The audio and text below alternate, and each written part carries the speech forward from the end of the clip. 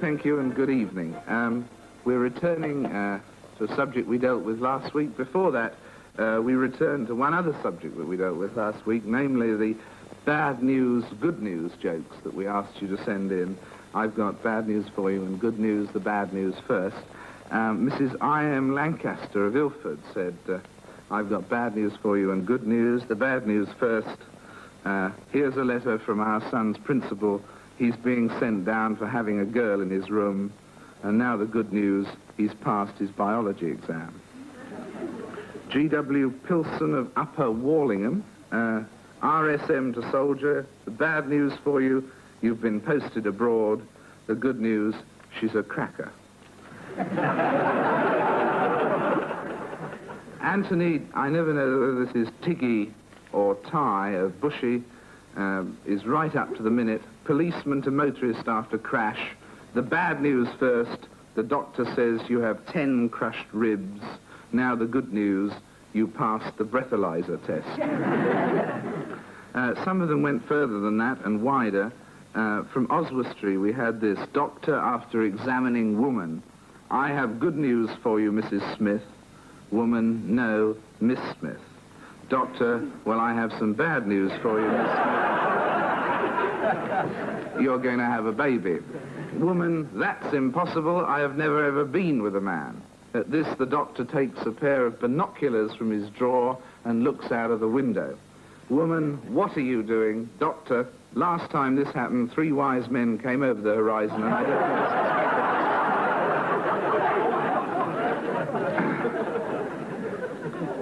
And Alan Iliff of Kiel, the bad news first. The Chinese have landed on the moon. The good news, all of them. And now we return to the subject we dealt with on Friday when we talked to the Maharishi, and then we talked with John Lennon and George Harrison, and we welcome them back very much indeed again tonight. We said we were going to deal with the letters that you sent in and so on, and that's what we want to do. First of all, though, one subject that lots of people have referred to, and we talked about a little, in fact, after the program, talking about meditation and the Maharishi in general after the program on Friday, is that whole area is, what would you say? Would you say that your lives have altered since the Maharishi, that they've got more meaning or purpose or more fun or something? I think our lives have been altering all the time. That's what life is. It's one continuous alteration, and you keep altering until you've made yourself perfect, or as near perfect as you're capable. But we have altered a little more, probably, since meeting Maharishi, because we've got something more to work on now.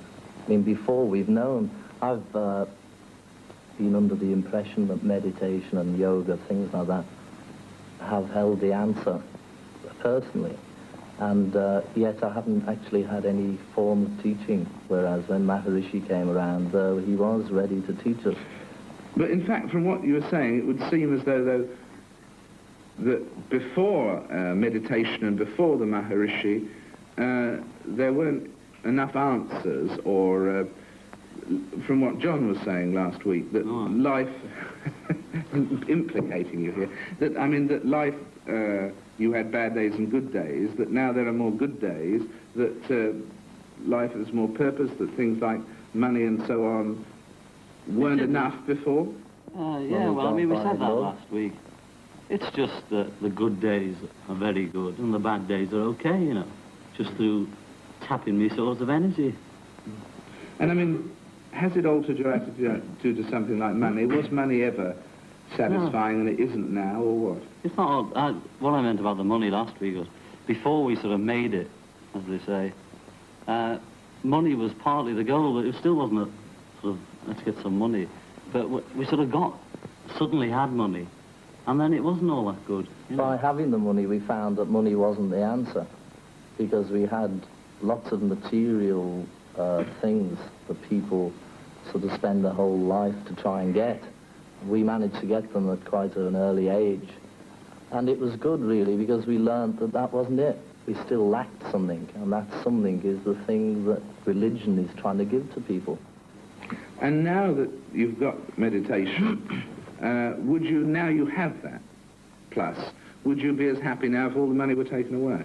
Yeah, I'd probably be happier, actually, because it's the, if you have some income, then you have some income tax. And if you have a big house, you have all the other things, headaches that go with it. So naturally, for every material thing you gain, there's always a little loss, whether it's mental or in some other way. You get a headache for everything you own, so if you don't own anything, you've got a clear mind. You get them all saying, give it away now. Yeah. Yes, I mean, see, that's a lot of people seem to think that, that this was one of the things that was sort of too easy about meditation, that where Jesus Christ said, give everything away to the poor, the Maharishi says, just give 1 week's wages. I mean, do you think that's too easy? No, I mean, why is it too easy? It's better than not doing anything. Isn't it? You know, what's easy about it? When I'm quoting them, I'm not sure. His meaning for this meditation is to, so that people don't alter their day-to-day routine. But through the meditation, their routine will naturally become influenced by the meditation experience. So they can keep all the material wealth and things like that that they have. It's just like this gives them some spiritual wealth to go with it. And with that, you're able to put the material wealth more into the true perspective. Instead of, I mean, you can use all the material things, like we've got them, and it's nice to have them, but we don't really believe in them. Whereas some people who haven't the material things, they tend to believe in them. But if you had to choose at this moment between having meditation and all that goes with it, and having all your possessions, you would choose to give up the possessions? Yes. The J. Gadney writes from Plumstead, London, about a friend of his who is a compulsive gambler. And he says that this friend is married with 2 children. And he says, could meditation stop the friend gambling? Now, does it, because he says that it was implied on Friday night that meditation helps people to do the right thing. Now, is it a practical aid like that? I don't know whether he could just do... I mean, you'd have to ask John that. Well, it'd help him. You know, he might see what he's doing a bit better. Maybe he wouldn't have so much time for gambling. You see, with the meditation, the natural thing, it comes consciousness expansion. And once a person's consciousness has been expanded, then things that they used to do, they probably have less meaning for them, because they're just able to see themselves a little bit more, a bit clearer. So consequently, things like gambling, probably the person would just see that it was pointless himself. Yeah, a lady writing from Gosport goes further. She's been practicing transcendental meditation for some time. And she says that you become more and more aware of all the dangers that exist in present living.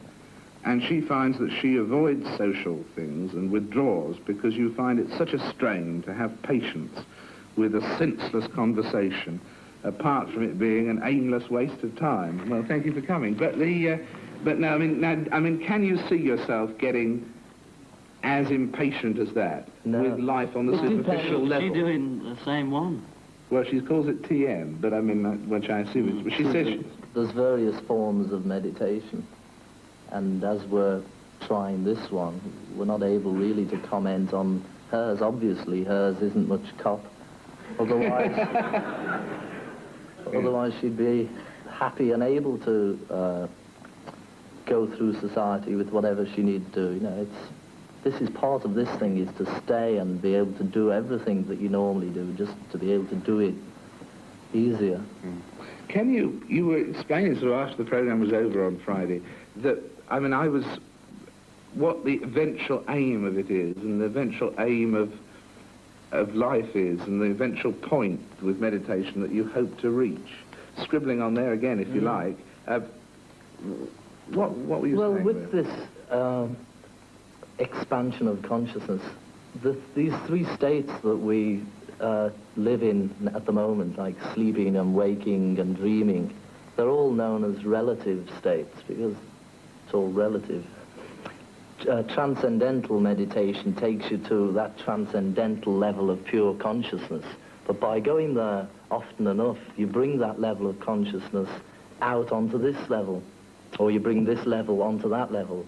But the relative plus that level becomes cosmic consciousness. And that means that you're able to hold the full bliss consciousness in the relative field. So you can go about your actions all the time with bliss consciousness. Yes, that's right. And then can you go And then further there's than a that? higher one, yes, they go higher and attain what's known as God consciousness, and then higher still to one known as supreme knowledge, where the people who know about supreme knowledge know about all the subtle laws that control the universe. Consequently, they're able to do all those things that are called miracles. In actual fact, a miracle is just having knowledge of supreme law. And so that these people are able to do miracles, are they, when they reach this point, also able to live longer and do this? Yes, well, there's lots of cases. There's a book I've been reading about a yogi known as Shiva Puri Baba.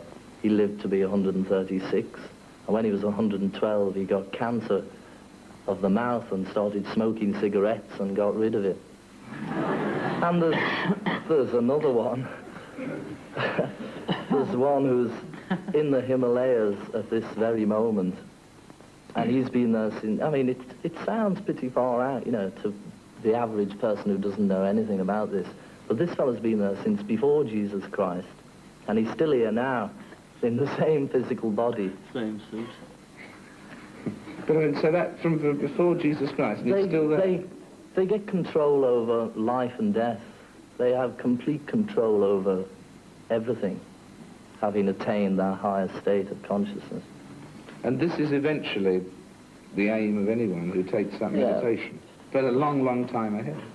Well, I think They don't mean this life. Pardon? I mean, they don't mean this life. You're going to get that miracle scene.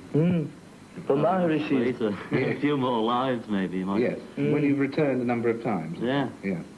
But his plan is so that people from the age of, say, 15 practice it. By the time they're our age, they've already attained cosmic consciousness.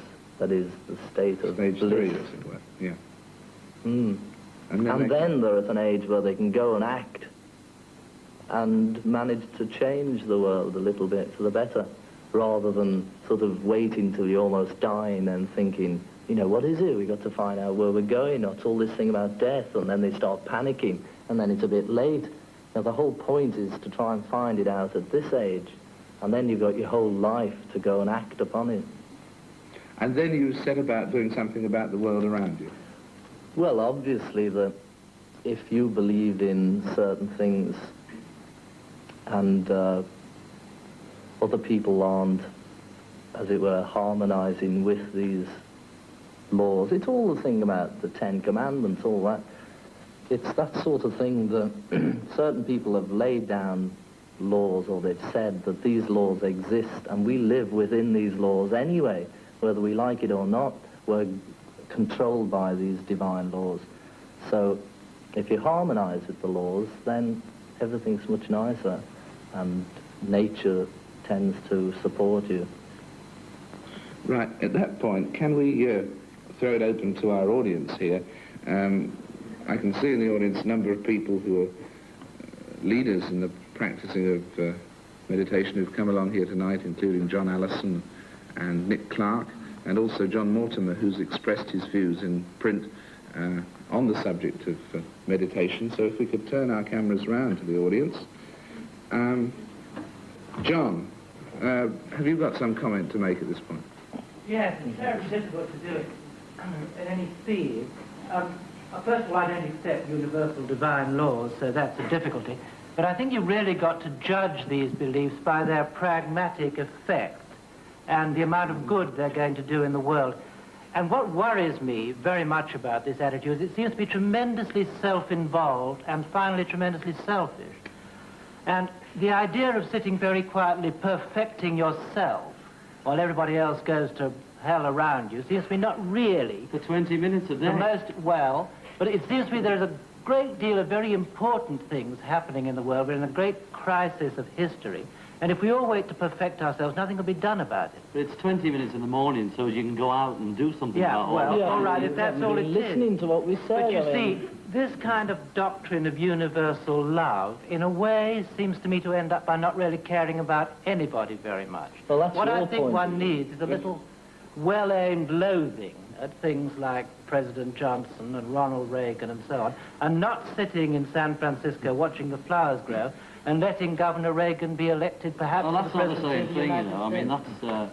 that's watching the flowers grow in Haight-Ashbury is not what we're talking about. No, but I think that nothing that you've said has seemed to me to have any real consciousness of the historical crises in which other people are getting involved. But this is the whole point of this whole situation. This is in order to expand the conscious capacity of the mind for right action.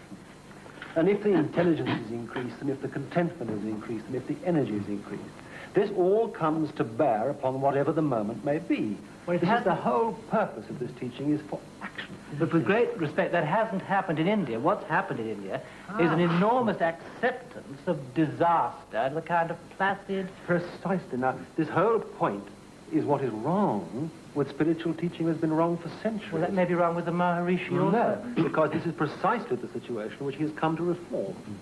His position is exactly the position that you're taking up. How do you Well, I'm mean? very relieved to hear it. How do you mean, John? May I say a word? Yes, of course. A few moments of silence every day, of deep silence, can only be good, do good to us all in this world of noise. First.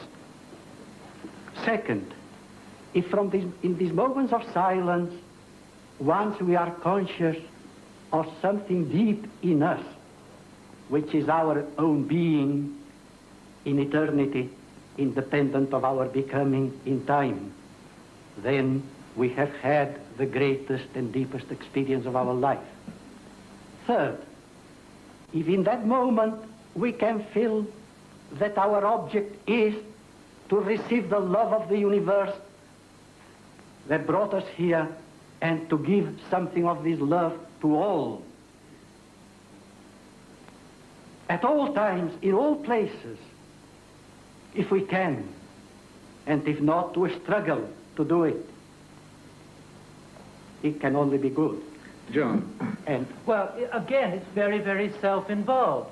You want to get peace, you want to enjoy peace, you want to enjoy placidity. You think that the universe is something which has independent love for you. I don't happen to agree.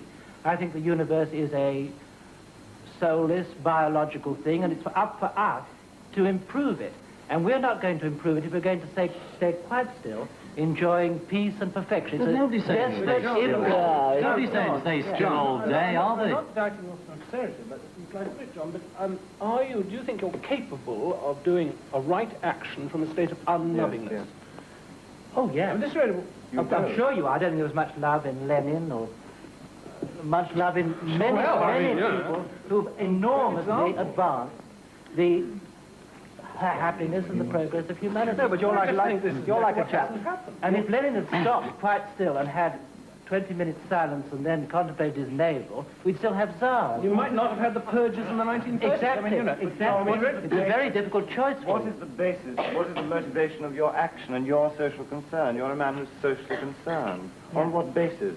I think that you must try and do an imperfect best to improve the lot of other people. But you don't seem to know why. Absolutely right. But you don't seem to know why. I mean, Because I think that it's finally a kind of evolutionary necessity. I think that we must advance. must you not improve yourself first? Take the problem of war. We all want peace. I mean, except idiotic people or evil people. But first, if we work for peace, we cannot truly work for peace unless we have peace in ourselves, unless we have love in ourselves. Well, that's Then satisfying. you can work for peace and you can be crucified if necessary it is. But you cannot suffer and work. Finally, and this is the solution of the modern world, Yes, but I came out with my called Christian communism. At that point, let me go back to John and George. I mean, is this fair, the parallel that's been being drawn here between your sort of getting very involved with meditation and that somehow being very, very selfish and not caring about the world? Selfishness is it sounds like you're going to sit down in silence all the time. You know, you do it in the morning, say, to do your day's action, whatever it is, better. But you're putting it down saying, we can't sit down contemplating our navels while all this is going on. The whole point of doing it is to have more energy and more control over yourself to be able to do whatever action anyone would argue with that for a moment. If you're going to what some were of you us saying here then? are Quakers, and we've been practicing what some people would call a form of meditation which has driven the Society of Friends into action. Now, after last week's wonderful program, we're very impressed, and people have been saying to us, there's a couple of lads there who are natural Quakers. Now, do they think they're Quakers? Well, it's all the same. This is the point we've got to try and get over to people, that religion, there's only one God, and they're all a branch of the same thing. And the sooner people get over this sectarianism, the better, you know. I mean, I'm a Quaker, I'm a Christian, I'm a Buddhist, and I'm a Hindu, and it's all the same. Well, that's what Quakers have been saying for the last 300 years. yes. The part of the divine in all of us. Bully for the Quakers. But I want to come back on this thing of action. It's a commonplace that we live very much on the surface of our mind in relation to the surface of events. This is a very weak situation. Now, it's also commonplace that there's a great depth in every human mind. All this transcendental meditation is a simple technique of coming to the deepest aspect of that, having established oneself in that state to come out and act, like pulling an arrow back on a bow. If you don't know about shooting an arrow, you say, what on earth are you pulling it back for? Well, this is the whole technique of shooting the arrow. Yes, but then you see, there is in this belief a kind of faith in a transcendental will in the universe, which I don't happen to share. But I think you can waste a tremendous lot of time trying to get in a state of bliss in communion with that. Just let me just But there's no faith at all, John Allison? This is a perceptual method. It's absolutely unconcerned with conceptual apparatus. I don't think the Maharishi made it that clear to us, really. Would you call it experience? Is this the word you're looking for? An experience, yes. It's experience. But do you find, John and George, that your beliefs have altered as a result of meditation? No, they've been strengthened.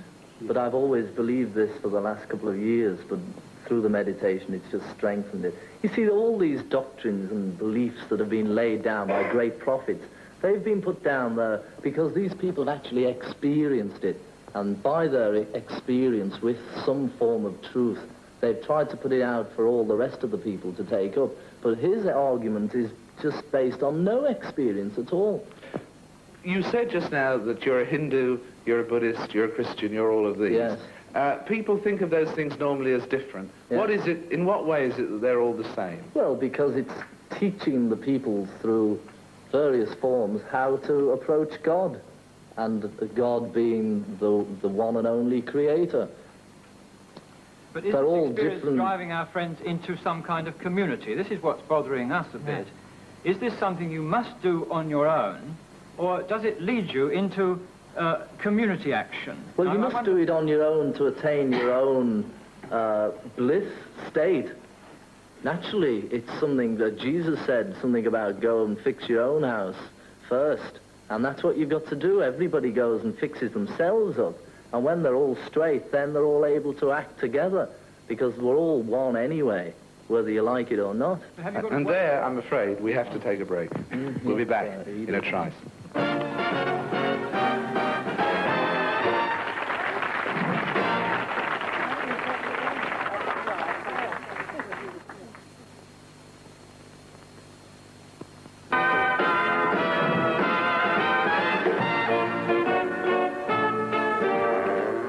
Welcome back.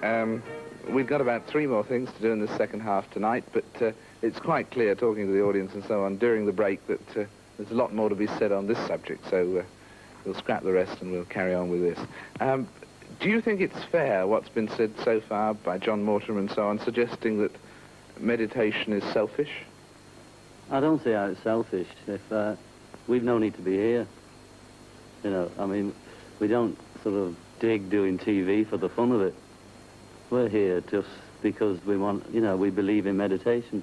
And Well, we that's not very believe selfish. we can sort of maybe help a few other people to understand that it's, you know, that it's easy. Well, we've not got no need to be here either, really. And Well, let's all get We're not claiming you're selfish. and I would like to understand. I think that perhaps we should try and get it a little clearer. What we're talking about. If we're talking about a mystical religious belief, which I think that George Harrison is, because he talked about the divine laws that make It's the not sun mystical, get up you know, and go down. Well, let me just mysticism. finish Yes. this. Then that's one thing, which I would dispute. But I would like to ask John Anderson whether really this has got anything to do with a belief in God at all. Because if all we're talking about is a technique of self-examination which you can perform over shaving in the morning and then go out and help mankind more as a result of having done it, then nobody in their senses would dispute that it was a very excellent thing to do. Are we talking about that, or are we talking about a universe which has some hidden laws and a hidden creator who manifests himself only to people like Mr. Harrison and the Maharishi when they get into a state of trance? That's what I want to know. Well, let's face it, these laws that you say, hidden laws, they are hidden, but they're only hidden by our own ignorance. And the word mysticism is just being arrived at through people's ignorance. There's nothing mystical about it, only that you're ignorant of what that entails. Well, everybody with any religious belief has always thought that everybody else was ignorant about its mystical value. But are we really talking about mysticism, or are we talking about a technique of improving yourself, which is totally scientific and You rational? can take it either way. You can take it either way. Well, that's easy. This is because it is a perceptual method. If a man has got a great conceptual apparatus and he meditates, he will begin to understand the nature of the conceptual apparatus, and if he's wrong about it, he will begin to understand where he's wrong about it. If he's got no conceptual apparatus, he simply perceives an abstract experience. Now, when he's had an abstract experience, he may wish then to give himself explanations of it. But it's primarily a perceptual method. And how, for everybody, do you define the word perceptual then? Experience, rather than thinking about something. Not an idea, not an attitude, not a belief, an experience. It's the difference. Conceptual is a biological textbook. Going for a walk in the country is an experience. They refer to each other, but they're in different situations. And so what this offers is an experience.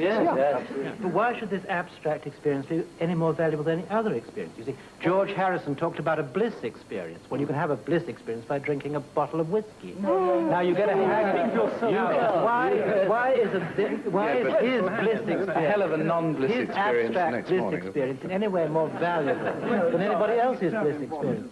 You are notoriously a sort of anti-God man. Not But really, if you no, tell me nothing that the against God that you don't believe in, I'm sure we'd all say we didn't believe in him either. But one isn't talking about belief, one is talking about experience. And this experience is an inner experience. And having had this experience, or having this experience, you then have to describe it. And certainly there is a language to describe it. But it's something that can be talked about. It's something that is actual, that happens as much as a historical thing. Yes, but look, but I mean, the thing is that what is the difference then? I mean, what is the difference between the experience, the two things that John has just said? What is the difference between a bliss experience through meditation and, assuming it's possible, a bliss experience through drinking, as I sound as though I'm doing at the moment, a bottle of whiskey? Because the bottle of whiskey one is relative. It's could be relative bliss depending on how intoxicated you got. Whereas the meditation, you go beyond this ordinary experience that's on the relative level of experience. It's beyond that. And this is why you can't tell the people about it, really. It's something that if they did it themselves, then they'd know, because they'd actually experienced the thing. But you can't talk about an abstract experience. You can't really put it into words. But you see, that's what Dr. Ellison has talked about. He said it's an abstract experience. Well, that sounds to be a very blurred conception, and as uninteresting, really, as abstract art.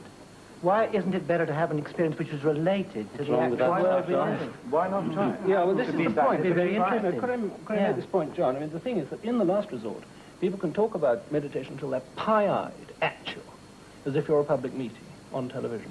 And in fact, weren't convinced you or anybody else at all. It's just simply something you have got to try. I cannot tell you what a strawberry tastes like. In the last resort, if you want to know what a strawberry is like, eat it.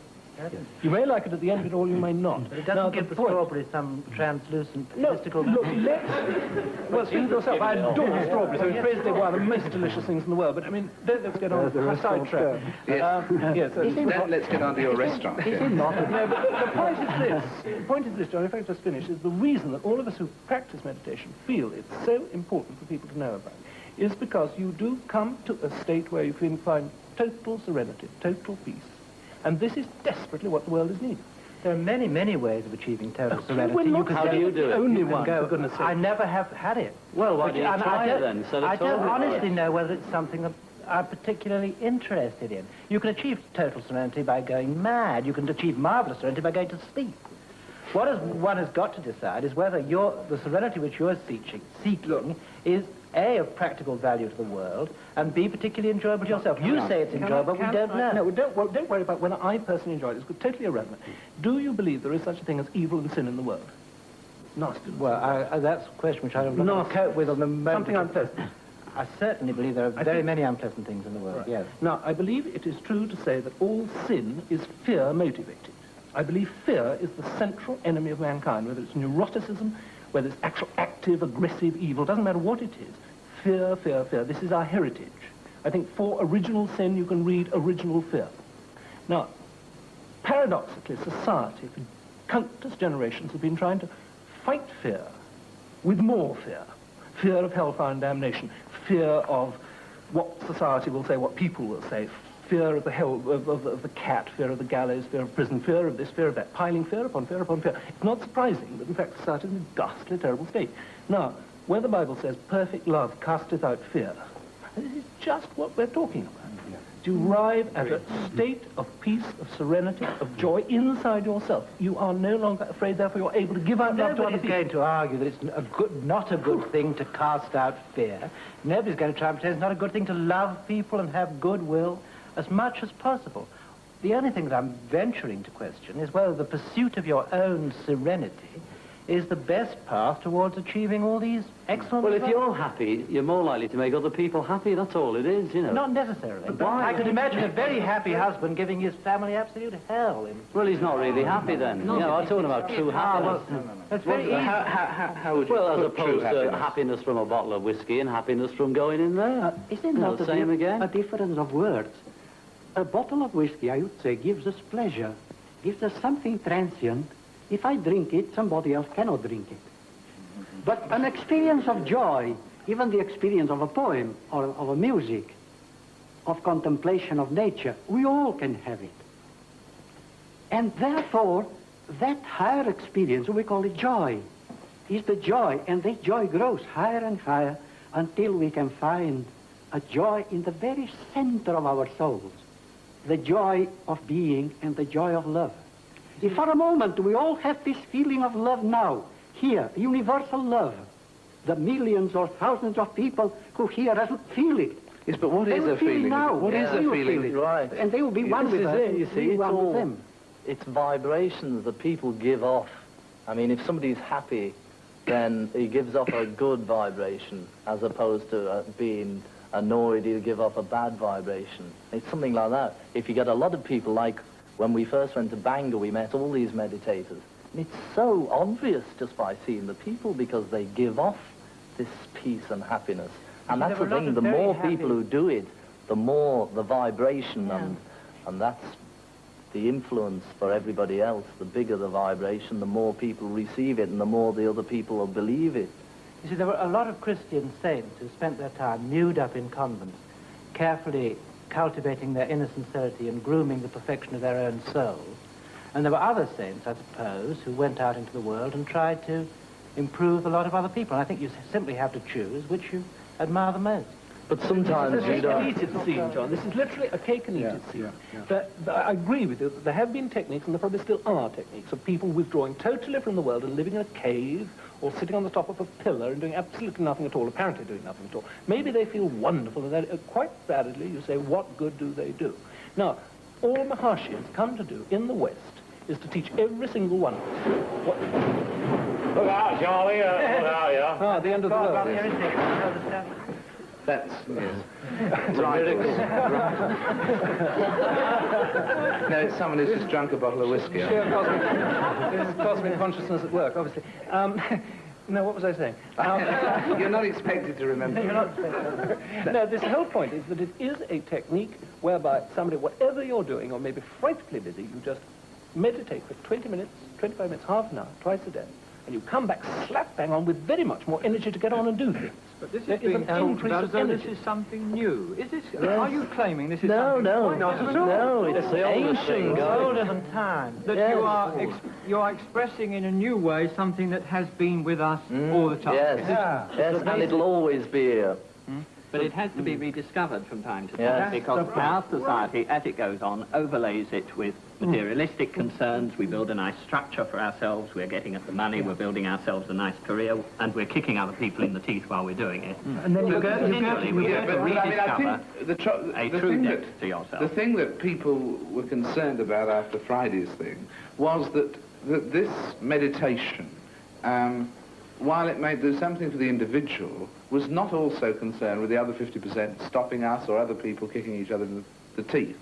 Now, today it's clear that the way John Allison, George and John see this thing, it equally then reacts on the way you live and the way you behave and the way you care about other people.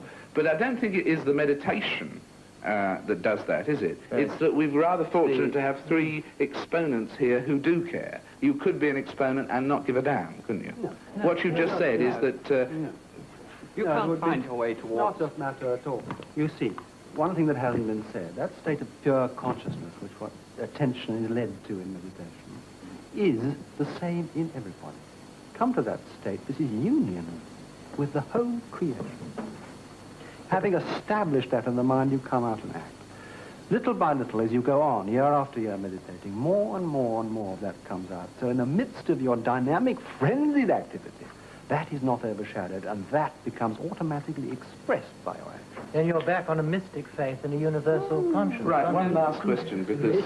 Mystic all the time. You know, there's nothing mystic about mystic. You know, it's just a word that people have invented because they don't understand it. But, all right then, John, what is then the difference, would you say, between John Lennon before meditation and John Lennon after a few weeks of meditation? Well, before I wouldn't have been here. I've got more energy and more happiness. I don't know about intelligence. I'm just happier.